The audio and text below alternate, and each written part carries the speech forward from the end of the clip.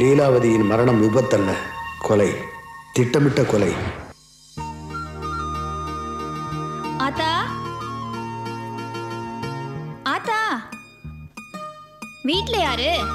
ஆத்தா, யாருமா நீ? திறந்து வீட்டுல ஏதோ நுழையிற மாதிரி நுழைஞ்சிருக்க. ஏதோ இல்ல ஆத்தா, மனுஷிதேன். பேரு லீலாவதி, கோவில்பட்டியில இருந்து வரேன். கொண்டு வந்த காசு கோயம்பேடு வரக்குள்ள காலி ஆயிருச்சு. வள்ளுவர் கோட்டம் வரைக்கும் போகணும், இன்னும் கொல்ல தொலை போகணும்னாக. அதான் நடந்தே வந்துட்டேன். வயசு புள்ள வயிற்று பசிக்காக நடு ரோட்ல கை ஏந்துனா நல்லாவா இருக்கும்?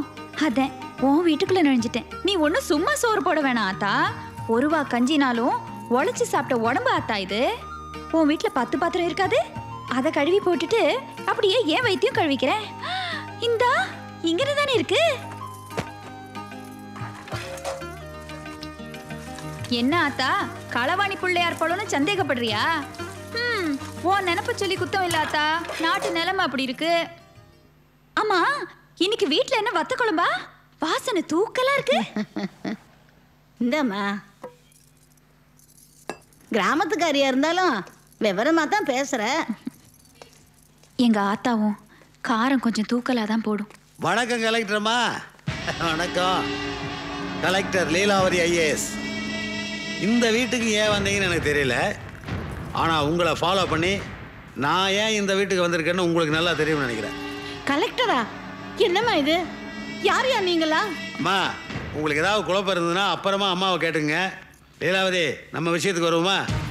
50 கோடி செலவு பண்ணி பில்டிங் கட்டினவன் நான். அது இப்போ போய் கவர்மெண்ட் இடம் உடனே காலி பண்ணுங்க நோட்டீஸ் அனுப்பிச்சா நல்லா இருக்கு. என்னோட பவர் என்ன, பாப்புலாரிட்டி என்னங்கிறது உனக்கே நல்லா தெரியும். மிஸ்டர் விபிஆர், நீங்க இப்போ மந்திரி இல்ல, முன்னாள் மந்திரி, ஞாபகம் வச்சுக்கோங்க. என்னமா பெரிய மந்திரி பதவி? நம்ம நாட்டு அரசியலை பத்தி தெரியுமா உனக்கு? 1000 பேர்த்தோட ஆளுங்கட்சியில் சேர்ந்துட்டு ஒரே ஒரு கலர் போட்டா எடுத்தா போதும், அடுத்த நாளை என் வீட்டு வாசல்ல வாரிய தலைவர் போட்டு தோங்க. அப்புறம் நாளைய நாள்ல உனக்கு டிரான்ஸ்பர் தான்.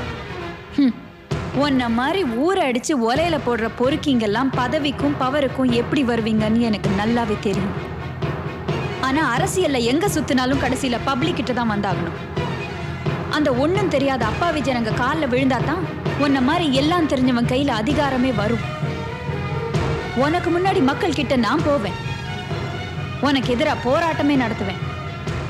அப்ப உன் நிலைமை என்ன ஆகும்னு கொஞ்சம் யோசிச்சு பாரு. உன்ன மாதிரி அரசியல்வாதிகளுக்கெல்லாம் அதிகாரிகள் பயந்த காலம் மலையேறி போச்சு.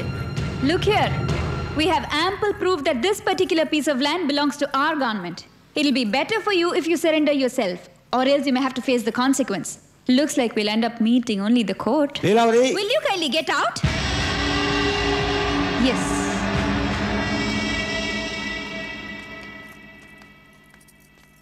ஏம்மா, இவ்வளோ பெரிய கலெக்டர் என் வீட்டுக்கு வந்து 10 பாத்திரம் தேய்ச்சி பழைய சோறு சாப்பிட்டு எதுக்குமா இதெல்லாம்? இப்படி 4 வீட்டில் 10 பாத்திரம் தேய்ச்சிதாம்மா எங்க அம்மா என்ன வளர்த்தா. இன்னைக்கு எங்க அம்மாவோட நினைவு நாள். அவ ஞாபகார்த்தமா இந்த ஒரு நாள் மட்டும் முன்ன பின்ன தெரியாதவங்க வீட்டில் பாத்திரம் தேய்ச்சி ஒரு வாய் சோறு சாப்பிட்டா தான் எனக்கு சந்தோஷமா இருக்கும். வேலை செஞ்சு காய்ச்சி போன எங்க அம்மாவோட கைக்கு நான் செய்யற காணிக்கமா இது.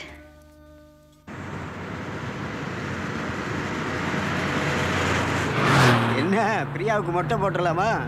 மம்மி, கோயிலுக்கு கூட்டிட்டு போய் மொட்டையெல்லாம் அடிக்க கூடாது, அப்புறம் சென்னைக்கு வர மாட்டேன். சொல்லுங்க டாடி. ஹலோ மேடம், நான் உதயமூர்த்தி பேசுறேன். ஆபீஸ்ல தானே இருக்கீங்க? இல்ல சார், நான் ஃபேமிலியோட எங்க கிராமத்துக்கு போயிட்டு இருக்கேன். ஒரு சின்ன ஃபங்க்ஷன்.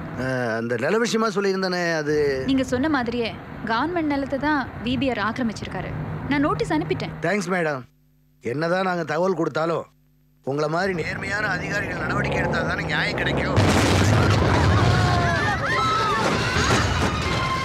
ஹலோ மேடம்,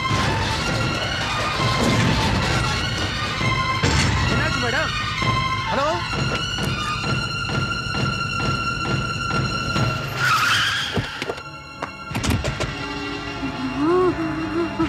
ஏய் உயிர் இருக்குடா. ஏமா லீலாவதி, எனக்கு முன்னாடி மக்கள்கிட்ட போறியா? ஏன் அந்த மகேசன் கிட்ட போயேன். ஐஏஎஸ் ட்ரைனிங்கில் நம்ம நாட்டு அரசியலை பற்றி தான் உனக்கு சொல்லி கொடுத்துருப்பாங்க. என்ன மாதிரி அரசியல்வாதிகளை பற்றி உனக்கு சொல்லி கொடுத்துருக்க மாட்டாங்கல்ல. இப்போ கற்றுக்க. என் சொத்தை பூரா முடக்கிறேன்னு நீ சொல்லியிருந்தாலும் கூட நான் கவலைப்பட்டுருக்க மாட்டேன். ஆனா எனக்கு முன்னாடி மக்கள்கிட்ட போறேன்னு சொன்னவாரு அப்பதான் எனக்கு பக்குன்னு ஆகி போச்சு. அவனுங்கெல்லாம் சிந்திக்கவே கூடாதுங்கிறதுக்காக தானே வாரம் ஒரு மீட்டிங்கு மாநாடு நடத்தி பிராந்தி பாட்டிலும் பிரியாணி பொட்டணுமா வாங்கி கொடுத்துட்டு இருக்கேன். அவனுங்கெல்லாம் சிந்திக்க ஆரம்பிச்சிட்டானுங்க. நான் சந்தையில் நிற்க வேண்டியதுதான். இதை பார், அரசியலில் புதுசாக என்ட்ரி ஆகிறவனா உருட்டி மிரட்டி காரி சாதிக்கலாம். ஆனால் என்ன மாதிரி ரீஎன்ட்ரி ஆகிறானே அவன்லாம் பழந்துன்னு கொட்டை போட்டவன். அவங்ககிட்டலாம் கொஞ்சம் ஜாக்கிரதையாக நடந்துக்கணும். சரி, இதெல்லாம் தெரிஞ்சுட்டு நீ என்ன பண்ண போற? நீயோ செத்துட்டு இருக்கிறவ. அம்மாடி, இந்த நாட்டுக்காக எத்தனையோ பேர் தன்னுடைய உயிரை தியாகம் பண்ணியிருக்காங்க. அந்த லிஸ்ட்ல நீயும் சேர்ந்துக்க. பார்த்தா சித்திரகுப்தா, கணக்கில் ஏத்திக்கப்பா. டேய், என்னடா வாய பாட்டுறீங்க? பெட்ரோல் எடுத்து ஊத்துடா. Feel the undying romance only on Eros Now.